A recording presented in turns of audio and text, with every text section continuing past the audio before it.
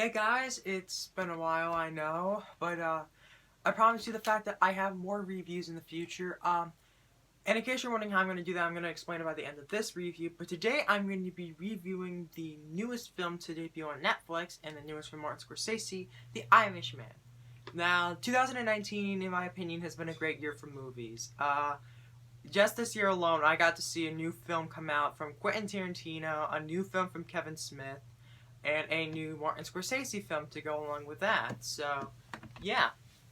And not only that, but it's a Martin Scorsese film with Robert De Niro, Al Pacino, and Joe Pesci. That pretty much sums it up. But what is The Irishman about? Well, to give you the gist of it, Robert De Niro plays Frank Sheeran. He's a World War II veteran, and it pretty much chronicles over his life story from how he first met Joe Pesci's character to how he first met Jimmy Hoffa, who was played by Al Pacino, to how he might have had a role in the disappearance of Jimmy Hoffa.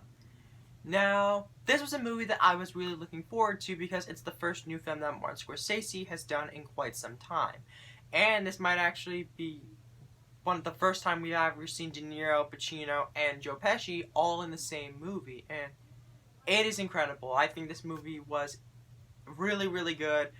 However, there were some little small elements that I feel I could probably draw away from that, with the most obvious being the runtime. The film is, of course, 3.5 hours long. It's the longest film of the year, that I've seen at least, and not only that, but it's the longest film I've ever seen in my entire lifetime, so, yeah, it's a pretty long movie, but, I think it sort of warrants its length because in this film, the characters are able to sort of just sit down and have a long conversation with one another, you know?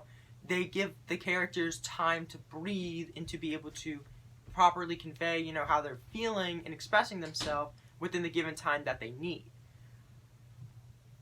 And the dialogue is actually really well supported, and of course, the actors do an incredible job. Robert De Niro does an incredible job as Frank Sheeran. He's pretty much sort of the person that we are following through these events, and he does an incredible job, of course, you know, playing, you know, the character of Frank Sheeran.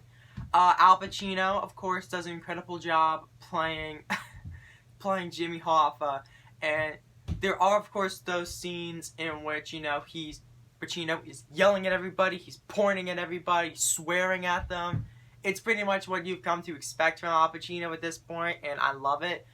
Joe Pesci is also really good in the film as he plays, you know, I'm forgetting what his character's name is, but he does play the person that sort of ends up getting Frank involved in this whole world, and he very much feels like a very intimidating guy. Like, well, of course, Joe Pesci can be a bit really intimidating. Like, Joe Pesci's character in this film sort of feels like if you crossed him the wrong way, he would personally go over to your house, murder your entire family, not even blink an eye, and then would probably just go on with his day like nothing happened. Like, that's how cold and intimidating Joe Pesci's character in this film is. Not only that, but also the digital de-aging technology, which at first I was a bit concerned about, but after the first couple scenes, I actually was willing to accept it, and it's really well done.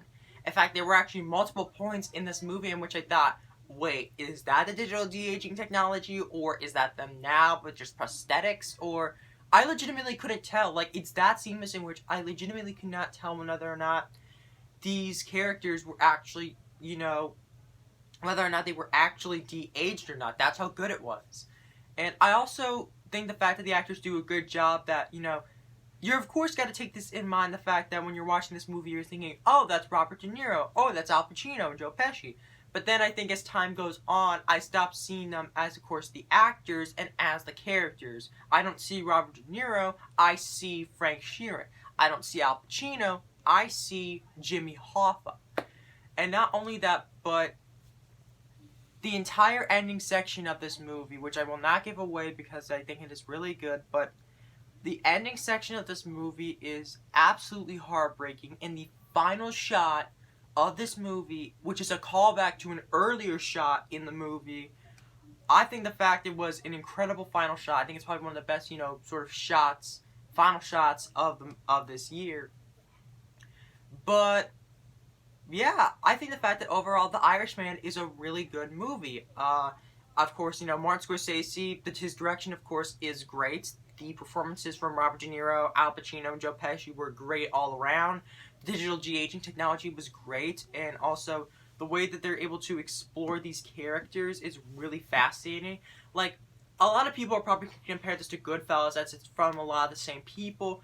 But with Goodfellas, in my opinion, it mostly deals with sort of the excess of the mob world. Those guys were treated like kings. They had women, they had power, they had everything. This sort of feels like a more, sort of slower, more thought out character study of these individuals. And they're both based off of true stories. Like, for example, Goodfellas was based off of a book called Wise Guy, which was written by, oh my gosh, I'm forgetting what his name is. The main character who Ray Liotta plays in Goodfellas, he actually did write a real life book about his experiences working with all these people. And The Irishman is also based off of another book called I Heard You Paint Houses, which is essentially just lingo for he's essentially a hitman is what he is. And of course, every so often you will, in between, the long dialogues between the characters, you will get, of course, that occasional Scorsese violence that you've come to expect at this point. But yeah, this film is really well put together, and like I said before, I don't think there are many drawbacks with this movie. The only sort of drawbacks I can see is that the runtime can be a bit long, and for me personally, I was a little bit sort of, I wouldn't say confused, but I was a bit, sometimes there were parts of the story I'm like, wait, what exactly are these individuals talking about? Like, there were times in which I did sort of feel like that. I didn't feel like it was boring per se, I just sort of felt like it was a bit hard to follow. That's the phrase that I was looking for. And not only that, but Anna Paquin ends up playing Peggy, who's the daughter of Frank Sheeran, and we don't see her much as an adult. We see her when she's just a child, and she's not very much featured on screen that much, but she's supposed to be having like a huge integral role to Frank's arc over the course of the movie. And I think the fact that the arc probably would have been a little bit stronger if we had simply seen more of her. But yeah, I do think the fact that the movie was really well handled. Martin Scorsese delivered another great film. The actors all around did an incredibly great job with this movie. The digital de-aging technology was absolutely amazing. And not only that, but the way that the film is shot and the way it sort of progresses from one scene to the next, I think was done absolutely incredibly. I think The Irishman is probably one of the best films that I have seen all year, and I'm going to give The Irishman a 9 out of 10. Now, I do have a lot of other reviews that I do plan on doing later on this week. You will eventually see a review of Frozen 2 from me. You will see a review of Beautiful Day in the Neighborhood. You will actually see a couple of other reviews of movies that I have not had the chance to review yet, but I'm going to take a page out of Chris Stuckman's book, and I'm going to do something called a quick mini reviews, in which I will instead of individually having a review for them, I will just do a series of little mini reviews in the span of one video. So with one quick mini review, you will see me review Frozen 2, A Beautiful Day in the Neighborhood, and other movies too that I will not be reviewing for obvious reasons, because I want you to be surprised. But yeah, I hope you guys enjoyed this video. I highly recommend that you do check out The Irishman on Netflix right now. It is a really good movie. Martin Scorsese delivers once again another great film. And not only that, but also the actors involved all around did fantastic jobs. They were phenomenal in this movie. In fact, I actually think the fact that, out of all the directors that sort of ended up, making their debut and their names in the 70s, Brian De Palma, Steven Spielberg, Martin Scorsese, George Lucas, and I think there was a fifth one in there, but I'm currently forgetting his name right now. I don't know if I said Steven Spielberg or not, but I think the fact that with Martin Scorsese, he was the most consistently good throughout his entire career.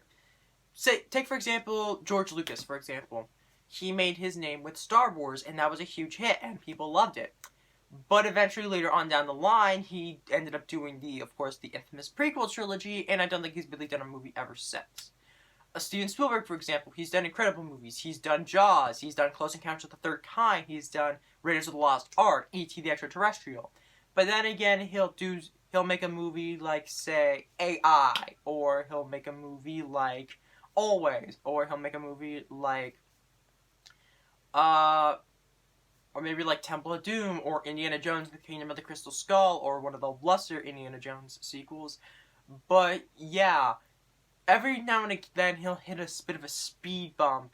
But for the most part, Martin Scorsese has not hit that many speed bumps, surprisingly enough. He's always been consistently good. From his first movie, which I believe was Taxi Driver, to Goodfellas, to The Departed, to The Wolf of Wall Street, and now to The Irishman. He's been incredible, and I'm really glad the fact that he did make this movie. So, I hope you guys did enjoy this review. So, look forward to later on this weekend, which I will do those quick mini reviews that I did mention beforehand. So, yeah, as always, stay gold.